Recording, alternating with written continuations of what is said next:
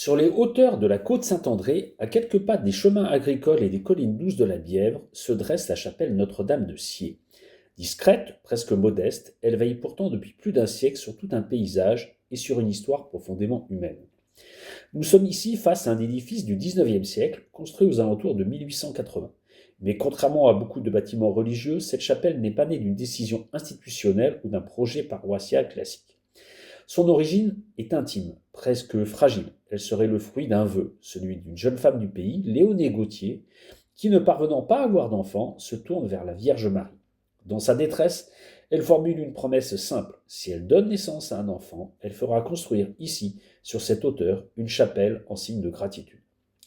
Et contre toute attente, le vœu est exaucé, une naissance survient. Alors, fidèle à sa parole, elle fait ériger ce sanctuaire avec, même selon la tradition locale, l'accord du pape Léon XIII. Ce geste transforme une foi personnelle en un lieu collectif. Une prière devient un paysage. Très vite, la chapelle devient un lieu de passage. On y monte non seulement pour prier, mais aussi pour prendre de la hauteur. Un chemin de croix relie la ville jusqu'à ce promontoire, ponctuant la montée de stations comme autant d'étapes entre la terre et le ciel.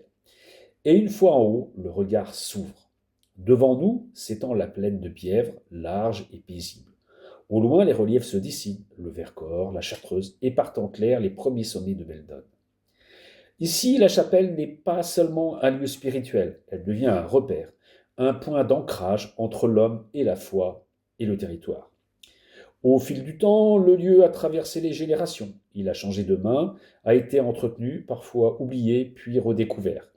Finalement, la commune en a assuré la préservation, permettant à cette petite chapelle de continuer à raconter son histoire. Aujourd'hui encore, on y croise des marcheurs, des habitants, des curieux. Certains viennent pour le panorama, d'autres pour le silence.